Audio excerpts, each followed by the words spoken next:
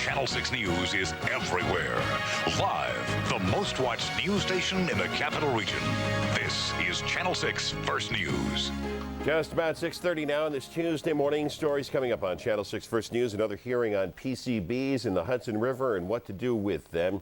The latest on the budget battle between the governor and state lawmakers. And Shawn's at Niskayuna High this morning, where the big science projects continue. Right now, the forecast. Here's Tom. All right, it's chilly this morning. Temperatures in the teens and 20s as we work our way through Tuesday morning. Few clouds off to the west and partly cloudy in Glens Falls, clear in Albany. So we enjoy a little sunshine. 20s this morning, 37 at noontime. Chance for a rain or snow shower as we go through the afternoon. High temperature in the low 40s, Ed. All right, thanks, Tom. 6:30 now. The debate over dredging the Hudson of PCBs continues. Tom Langford with the latest hearing in the Hudson Valley. In Newburgh, where Broadway runs to the Hudson River, dredging is not on the front page of most people's minds. So the number of people who showed up at this EPA public comment meeting was not surprising. A small crowd compared to similar meetings in the capital region. Also, most in this room support dredging the river. It needs to be a clean, safe environment for people to use. So in order to make that kind of safe environment for people, we need to clean up the industrial waste of the past. But at the next 3 dredging meetings, opinions are expected to clash. Wednesday, another EPA public comment meeting is planned for Queensbury. And your final chance to talk about dredging comes Thursday in Troy. Plenty of people have already talked about dredging, about 1,000 at the series of public comment meetings, and 20,000 by email. When you get 20,000 emails, I would say that that's response. So at this stage of the game, we are over 20,000 on the emails. We've got 11 or 12 crates of written comment coming in, and we are still compiling the various transcripts from these meetings. So one would say that public participation on this one has been extraordinary, but it is an extraordinary Superfund site. If you'd like more information, you can go to EPA's website, www.epa.gov. In Newburgh, Tom Langford, Channel 6 News. Sure to add fuel to the fire. A new study that says increased levels of PCB contamination are showing up in soil and mammals near the upper Hudson. That would suggest that PCBs are moving through the food chain from the fish that live in the river. According to that study, done by one state and 2 federal agencies, General Electric tells the Post-Star this morning that it just got word of the report and that no one should jump to any conclusions. The state ended the fiscal year with a budget surplus of some $3 billion, according to the governor's office, which is quick to add those numbers will not repeat next year because of the slump on Wall Street. And because of that, the governor says lawmakers should not go on a spending binge. One more issue for the two sides to battle about, as some lawmakers continue to want to spend more than the governor has proposed. They're worlds apart on how much aid to give to schools, for example, among other budget issues. Our political analyst, New York Post State editor Fred Dicker today says, meantime, Assembly Democrats are preparing to sidestep a law that docks legislative pay when the budget isn't passed on time. Of course, April 1st is the budget deadline. It has come and gone. The deal, banks will get the paychecks from legislators when they receive them. In exchange, they get short-term loans now. Fred says that's important because we aren't going to see a budget anytime soon. Joe Bruno has said it might even go to the fall. The only real pressure on them now is to get in place a budget that provides school aid for the September start of the school year. And it's possible they could do that and still continue fighting over the budget into the fall. That measure to dock lawmakers' pay kicked in back in 1998. Meantime, the governor calling on state lawmakers to eliminate a number of big city school boards, including the one in Albany, and put the mayors of those cities in charge of the schools. That would be a big victory for Albany's mayor, Jerry Jennings, a former school administrator who has had some recent run-ins with school superintendent Lonnie Palmer. The mayor tells the Times-Union he has spoken with the governor about that plan, which does face significant opposition, but which could set the stage for a compromise to give the mayor a greater say in the operations of Albany schools. A big change in the way it does business. That's what Empire Blue Cross and Blue Shield will be pitching in a $500,000 ad campaign that begins today. The state's largest health insurer wants to change its status from nonprofit to for-profit and offer a bone to opponents in the form of a $1 billion foundation to cover the uninsured. Empire argues the change would mean lower premiums for its clients. Opponents contend it would be bad news. The stakes are high. Empire, according to the Gazette this morning, is the region's 10th largest employer. Some great action from Duke and Arizona in the NCAA championship game. Mike Dunleavy with 18 of his 21 in the second half, lighting it up from the outside. 3 consecutive three-pointers at one stretch. Arizona trying to hang in, but Jason Williams seals it here with under 2 minutes to go. Duke up by 8. Williams with 16 on the night. The Blue Devils win 82-72. You tell me why this is a good idea. Back in Arizona, unhappy fans in Tucson, overturning cars, setting fires after the game. Police called in riot gear with tear gas and stun grenades. And they're still trying to sort this out. One expert tells the print medium this morning that alcohol often is to be blamed as at least a contributing factor in what's going on here as Americans move more towards the British soccer hooligans. Baseball fans seem to agree Darryl Strawberry should be punished for violating probation again. Strawberry arrested after 4 days on the lam. The former Yankee and Met disappeared after an appearance at a drug treatment center back on Thursday. There had been word from some of his friends that Strawberry had been kidnapped and was being held for bail, but police apparently didn't treat that too seriously. Strawberry was treated at a Florida hospital before he was taken back into custody. 6:36 now. So I'm at the big Easter egg hunt at Tumbling Tykes yesterday. And the host of the party is there, and she's reading a story, and the Easter Bunny is there, and all the kids are on the Easter Bunny, and a woman says to me, "And you think you and Ed have high-energy jobs?" And I said, "No, we sit around and talk and drink coffee in the morning." Pretty much, read the paper. And she laughed and walked away, and someone whispers to me, "The Capresso, right?" Wrote me up. Yeah, there it is. That Bonomatic over there. Oh, that's a Capresso, baby. 6:36, and let's check it out. The drive into work this Tuesday. Hi, Michelle. Hey, good morning, Tom. The drive continues incident and accident-free all the way around. Watch for this road work getting underway right around 7 a.m. in Half Moon, Route 9 on the southbound side. Hydrant repair between Sitterley Road and Grooms Road, also west on Guide Board. Also in Half Moon, Wooden Road is closed with construction between Cambridge and Colonial Drive. Seeing a little light volume on the Northway, really no loss of speed from the 80 with the Twins, and 787 in the Thruway, traveling accident-free. This Channel 6 News Traffic Track is sponsored by Mailboxes, etc., your full-service copy and shipping center. Tom. Thanks, Michelle. I mean, think about it. If this were a high-energy job, would O'Brien and Mailey be the first two names that you would think of? Hey, look at that. It is the sun rising over Albany. That is some nice news. A little sunshine to start the day. Really perks up Tuesday. Let's haul the bus out here. We do have a few clouds around, variably cloudy, and can't rule out a chance, especially the farther north you go, for some flurries around. Temperatures in the teens and 20s, so it is a chilly start, and you definitely want that winter jacket and maybe even the gloves. There's some of the snow we're talking about, well up to the north and over into central Vermont, even north of Rutland right now. The rest of the area pretty quiet, clear. Enjoy the sunshine. 24 in Albany right now, a calm wind, the pressure at 30.06. 20s around the region, 21 partly cloudy in Glens Falls. North Adams is at 25 and Pittsfield at 27 degrees. Warmer down to the south, the city at 38 this morning. On the satellite and radar together, this is what we're watching here. This little batch of rain as this starts to move to the south and shifts a little bit towards the east. We're going to watch this and see if it doesn't spread out a little bit and put us in the area for a shower this afternoon, especially from Albany on south. We have a chance for a shower in there as this little bit of energy moves on through. It's an upper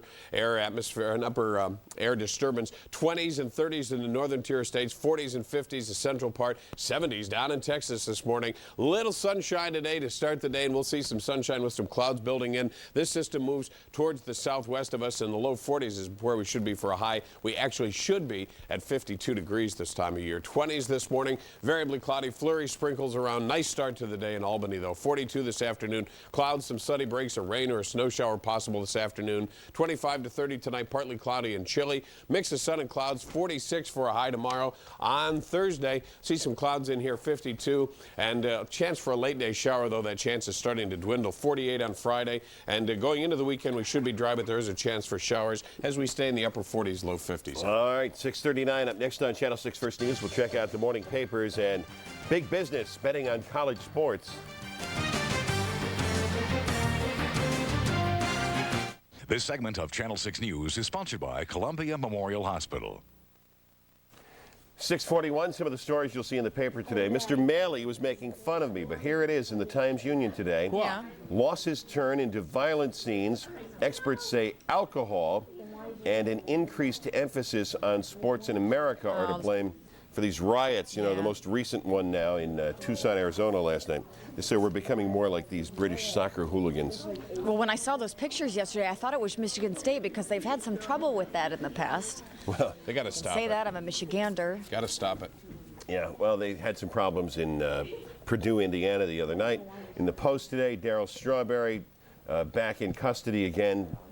Admits he has a severe drug problem, or at least his friends say he admitted that. He's got some demons, doesn't he? It's unfortunate. Yep. Did you ever see the soundbite where he said he wanted to commit suicide, but his children were holding him back from following through with that? It's very tragic. sad. It's so tragic. Very sad story. On an upbeat, Roger Clemens becomes the all-time American League strikeout king.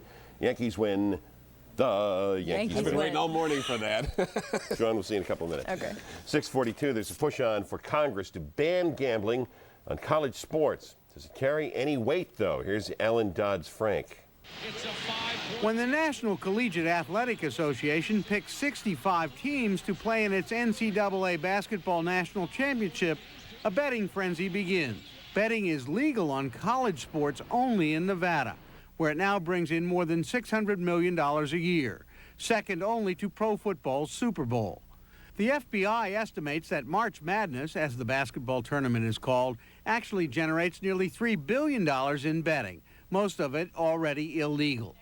Some in Congress, including Senator John McCain, want to strengthen current laws against betting on amateur athletics and ban college betting in Nevada. None of these bills are aimed at little office pools. That's not what this is about. I mean, this bill is aimed at big chunks of money that are being bet on college sports, because it's that money that has the potential to really attack the integrity of the game. The NCAA supports the legislation, saying, quote, wagering in Las Vegas glamorizes gambling and legitimizes potentially dangerous behavior. But Las Vegas insists it helps keep college athletics clean. We, as an industry out here in gaming, actually serve as a watchdog. There have been problems in the past, but the problems were pointed out to the Gaming Commission by betting irregularities, which happened out here in the casinos. Legislators supporting the ban say if they can overcome the gambling industry's extensive influence and get the matter to the floor for a vote, the odds are they will prevail. Dodds Frank, CNN Financial News, New York. 6:44. Up next on Channel 6 First News, traffic and weather together on the 6s. Plenty of hard news ahead, too. An update on that American spy plane still in China. This segment of Channel 6 News is sponsored by Toyota dealers. 6:46, stories we're watching on Channel 6 First News. A Rensselaer County daycare center shut down after the death of a 2-year-old who choked on a sandwich there last week. No charges have been filed in the death. Also in the news this morning, college arson at SUNY New Paltz. An arsonist suspected of setting 8 fires there in a dorm. 20 fires have erupted this semester alone. And on that do not call list, be very careful when you call that number. Check out our website. We have it right. It begins with the prefix 866. 6:46 now. We check traffic and weather on the 6s. All right, here we go. Let's check it out. Michelle Adams on the job this morning. She's got a handle on what's going on in the commute. Hi, Michelle. Hey, good morning, Tom. Not a whole heck of a lot happening for this morning commute. We're looking nice and easy all the way around. Some road work getting underway. Another 10-15 minutes in Half Moon. Route 9 southbound continuing with hydrant repair between Sitterly Road and Grooms Road. Also, Wooden Road closed with construction between Cambridge and Colonial Drive. Northway southbound side, a little light trickle of volume near the aids. Delay free from over the Mohawk River on down. 787's accident-free, as well as a throughway a moment or two at the tolls. This Channel 6 News Traffic Track is sponsored by Mailboxes, etc., your full-service copy and shipping center. Tom. Thanks a lot, Michelle. At noontime, we should be in the upper 30s, maybe a flurry or a sprinkle, but we will see a little sunshine, and we are seeing some in Albany this morning. 40 at 6 p.m., and we've got a chance for a rain or snow shower as we work our way through the afternoon with the sun setting at 7:23. On the winter weather radar, the only snow we've really seen today has been well up to the north or up into Vermont, not in our hair, so we're in pretty good shape. We are watching a system now that's pushing through Michigan, see where that's going to head, but it looks like we have a chance from Albany onto the south and the southwest to see a chance for a shower this afternoon. 24 in Albany right now, Glens Falls 21 and partly cloudy, Pittsfield's at 27, 30s along the coast, and then finally you get to the 40s as you get back into Ohio and into the Virginias, so some of that warm air eventually is going to get in here. This upper level low still spinning, moving off to the east, but you see that northwest flow, and that's keeping the clouds in here and some of that cooler air, and it's going to be a while before this starts to move out of here. Again, we're in pretty good shape on the radar-wise, but we are watching that system moving through Michigan. It dives through the south, but from Albany down to the south, that's where we have that chance for a rain or snow shower. A little sun today, and temperatures, high temperature, low 40s. A little warmer. We were at 39 yesterday. We should be at 52. 20s this morning, variably cloudy, flurries, sprinkles around well up to the north right now, though. 42 this afternoon. Clouds, some sunny breaks, a rain or a snow shower possible. 25 to 30 tonight. Partly cloudy, chilly with a light northwest wind. Mix of sun and clouds for tomorrow. Into the mid-40s for a high temperature. Finally, Thursday, I think we can get into the 50s and a little closer to where we should be. A late day shower possible. However, it looks like we're in pretty good shape for a dry day on Thursday. Friday, maybe a shower in 48. And then the weekend comes with temps in the 50s, Ed. All right, thanks, Tom. 6:49, American diplomats will be allowed to speak with the crew of that U.S. spy plane now on the ground in China, perhaps later today. The Navy plane involved in a mid-air collision with a Chinese fighter on Sunday. The government had refused to let American diplomats near that crew. Some at the Pentagon fear the Chinese have already boarded the recon plane, which contains sensitive spy equipment. The mayor of Providence, Rhode Island, says charges of bribery, extortion, and money laundering simply are not true. Buddy Cianci indicted yesterday. Prosecutors say he and his aides asked for bribes in exchange for city contracts and police promotions. A 97-page indictment says Cianci and 4 others ran the city government like a mob operation. The FBI says it has several incriminating tapes. The sky is falling in Chicago. Bits of a downtown building in the Windy City crumbling since Sunday. The city ordered the owners to put up a canopy over the sidewalk. Some lanes of the road outside are being shut down. 6:50 now. And Shawn's over at Niskayuna High School. Class here. Why do they have a beef with grocery store parking lots? We're going to tell you why up next on Channel 6 First News. This segment of Channel 6 News is sponsored by Dodge Different. All right, 6:52 now. Science. Shawn's over at Niskayuna High School. And the question was, why do the kids here in the freshman class have such a beef with grocery store parking lots? And the answer, Courtney, is... those big lights that hover the parking lot, they light up the sky and they prevent you from seeing bright stars from the stars in the sky. And you guys say that that is one of the worst offenders, those lights, when it comes to light pollution, which is another thing you guys are studying here, taking a real-life twist on earth sciences at school. Okay, so, Nick, what is light pollution? We do a lot of stories in the news about noise pollution. What's light pollution? Artificial light. Artificial light that drains into the sky. And prevents you from, among other... Take it away, boy. And prevents you from seeing the stars. Plus, it's bad for your eyesight. Yes, if you're driving around a corner late at night and there's another car coming your way and they've got their brights on, it blinds you for a minute. Okay, the map you're seeing now is indicative of what the most light polluted areas in the country are, and, well, I guess it's no surprise. What are they? It's the eastern half of the United States. New York's probably one of the most populated areas. Populated. Light polluted, but populated areas. too. Yes, you're right. Light polluted areas. And Las Vegas as well. Yep. Also Japan, of the other countries, right? Yep. Japan. Okay, so let's talk solutions. I mean, if we want big lights to keep us safe or to allow us to see things, what's the happy medium so that we keep our environment clean of all this stuff? Well, you have to switch like all the lights because our eyes are used to bright lights. We don't really need them.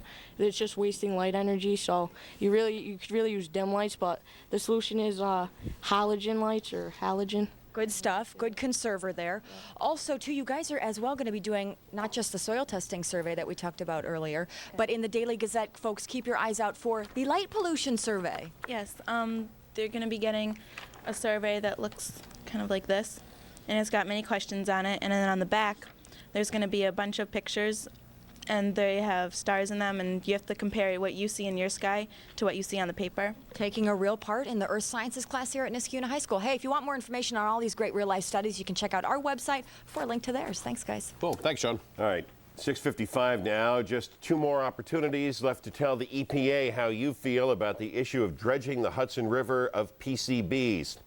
Hearing last night in Newburgh, most of those in attendance here in favor of dredging. Those PCBs put there by General Electric until the 70s. The company would have to cover the cost of the dredging and, of course, has launched a massive ad campaign to stop it. Meantime, the EPA says it has received some 20,000 email responses. Upcoming hearings on the issue in Queensbury and in Troy. Sure to add fuel to the fire now, a new study that says increased levels of PCB contamination are showing up in soil and in mammals near the upper Hudson. That would suggest, the report says, that PCBs are moving through the food chain from the fish that live in the river. Study done by one state and 2 federal agencies. General Electric tells the Post-Star this morning it just got word of the study and that no one should jump to any conclusions.